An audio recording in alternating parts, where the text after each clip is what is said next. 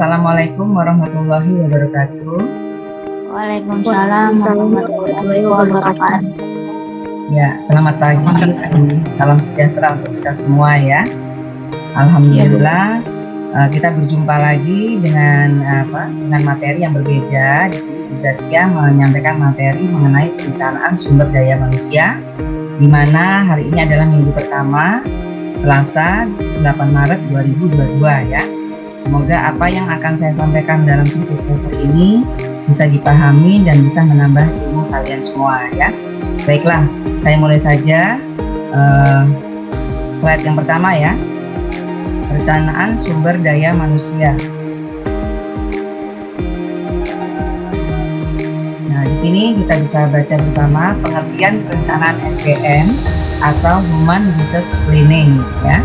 Perencanaan sumber daya adalah proses peramalan sistematis yang menghubungkan kebutuhan sumber daya manusia suatu organisasi dengan rencana strategisnya untuk memastikan bahwa kepegawaiannya memadai, berkualitas, dan cukup kompeten untuk mencapai tujuan organisasinya. Berikutnya, nah di sini fungsi dari perencanaan sumber daya manusia diantaranya adalah yang pertama, perencanaan sumber daya manusia menjadi elemen organisasi yang sangat penting untuk mempertahankan keunggulan kompetitif dan mengurangi pergantian karyawan. Di sini dapat kita lihat bahwa dengan adanya perencanaan sumber daya manusia, maka organisasi tersebut mendapatkan sumber daya manusia atau pegawai yang sangat unggul gitu ya. Berikutnya, yang kedua, perencanaan sumber daya manusia membantu perusahaan untuk menemukan jumlah orang yang tepat pada waktu dan tempat yang tepat untuk melakukan tugas-tugas yang dibutuhkan oleh perusahaan tersebut. Berikutnya, perencanaan sumber daya manusia bertanggung jawab untuk mengatur orang yang tepat untuk pekerjaan yang tepat pula ya dari semua sumber-sumber yang tersedia. Yang keempat, perencanaan sumber daya manusia juga mengantisipasi kekosongan yang timbul karena promosi, transfer, pensiun, pemutusan hubungan kerja, sehingga bisnis perusahaan yang bersangkutan tidak terpengaruh dari kekosongan tersebut. Nah, di sini dapat kita lihat bahwa dengan adanya perencanaan sumber daya manusia, apapun kendala yang bakal terjadi di perusahaan atau organisasi bisa langsung diantisipasi ya. Jadi tenaga kerjanya tidak sempat kosong karena promosi, transfer, pensiun dan sebagainya, karena sudah ada sumber daya manusia yang sudah dipersiapkan atau di kader ya. Oke, berikutnya nomor 5, perencanaan sumber daya manusia ini juga tidak hanya memperhatikan posisi kosong yang akan diisi, tetapi juga menekankan pada memperkerjakan orang yang tepat pada pekerjaan yang tepat pula. Artinya orang tersebut mendapatkan posisi yang tepat dengan bidangnya, dengan keahliannya, tidak hanya asal diterima bekerja di mana di posisi tersebut dia tidak paham ya, tidak ahli. Jadi itu mempengaruhi kemajuan suatu organisasi. Berikutnya, perencanaan sumber daya manusia berfokus pada pengembangan keterampilan karyawan yang ada melalui program pelatihan interaktif agar karyawan-karyawan tersebut dilengkapi dengan keterampilan yang diperlukan di masa depan untuk pencapaian tujuan organisasinya. Di sini dapat kita pahami bahwa sumber daya manusia itu harus selalu diberikan pelatihan-pelatihan agar karyawan tersebut lebih fokus dan lebih ahli dalam bidang pekerjaannya. Oke. Nah, di sini dapat kita baca pengertian perencanaan sumber daya manusia menurut para ahli ya. Di sini saya ambil sebagian saja, yaitu yang pertama, menurut Andre Esikula, perencanaan sumber daya manusia adalah proses menentukan kebutuhan tenaga kerja dan berarti mempertemukan kebutuhan tersebut agar pelaksanaannya berinteraksi dengan rencana organisasi. Nah, menurut ahli berikutnya, menurut Robert Mathis dan John Jackson, perencanaan sumber daya manusia adalah proses analisis dan identifikasi tersedianya dan kebutuhan akan sumber daya manusia sehingga organisasi tersebut dapat mencapai tujuan. Ahli berikutnya,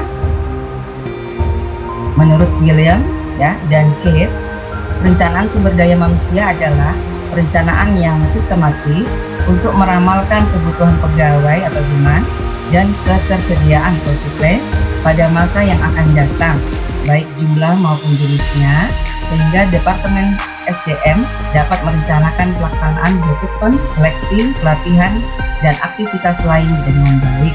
Berikutnya, menurut Mondi dan Mo, perencanaan SDM adalah proses yang secara sistematis mengkaji keadaan sumber daya manusia untuk memastikan bahwa jumlah dan kualitas dengan keterampilan yang tepat akan tersedia pada saat mereka dibutuhkan. Oke. Nah, di sini tahapan perencanaan SDM sebagai berikut.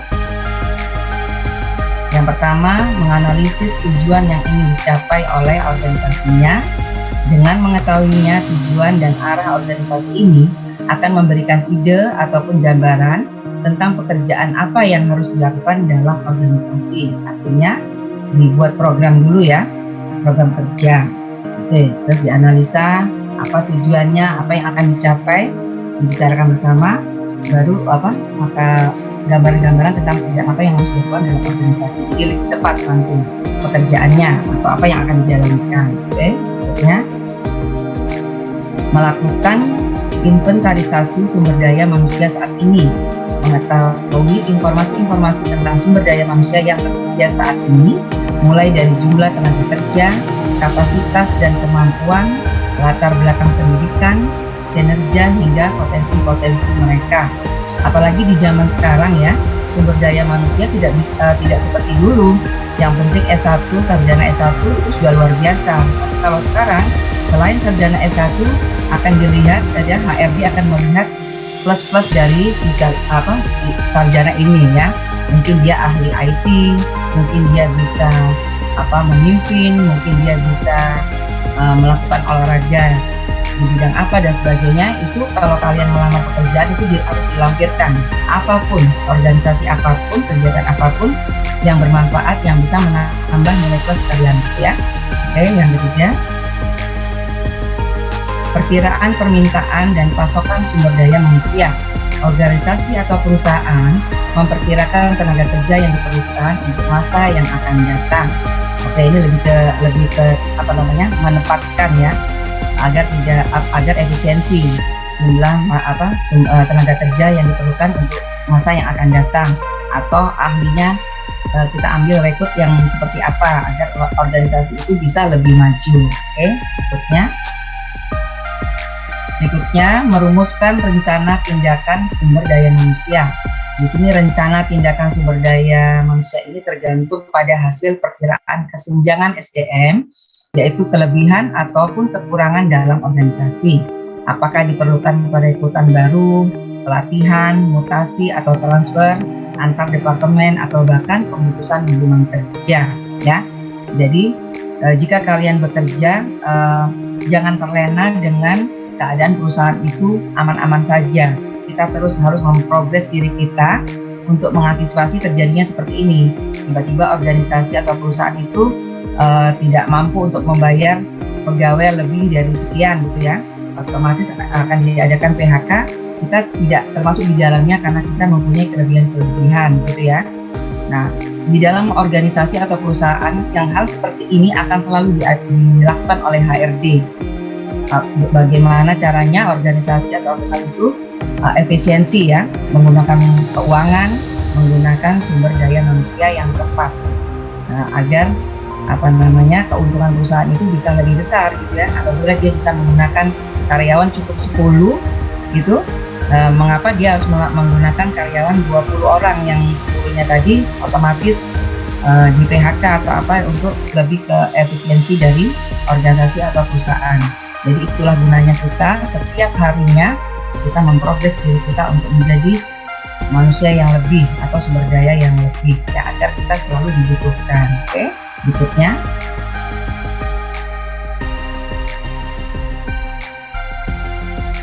Pemantauan, pengendalian, dan umpan balik ya. Setelah menerapkan rencana tindakan SDM, inventaris atau persediaan SDM harus diperbaharui selama periode tertentu. Rencana aksi ini harus dipantau dan mengidentifikasikan kelemahan-kelemahannya untuk diambil tindakan selanjutnya. Ini seperti yang Bu Zakia sampaikan tadi. Oke, berikutnya.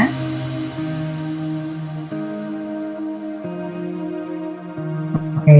Nah, itu saja ya materi pada hari ini mengenai gambaran atau definisi dari perencanaan sumber daya manusia, fungsinya ya, tindakan-tindakan apa yang harus tahapan-tahapannya. Paling tidak dari beberapa item yang Bu Zakia sampaikan hari ini itu cukup membuat kalian paham mengenai perencanaan sumber daya manusia. Ditambah nanti di minggu-minggu berikutnya akan kita tambahkan ya. Nah, sampai di sini materi yang bisa saya sampaikan. Apakah ada yang mau ditanyakan?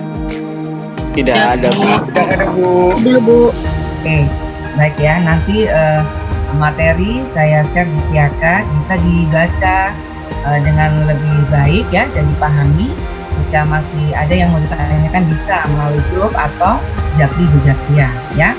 Oke, materi pada hari ini saya cukupkan. Jaga kesehatan, sampai jumpa minggu depan ya. Terima kasih. Wassalamualaikum warahmatullahi wabarakatuh. Waalaikumsalam warahmatullahi wabarakatuh. Terima kasih, Bu. Sama-sama.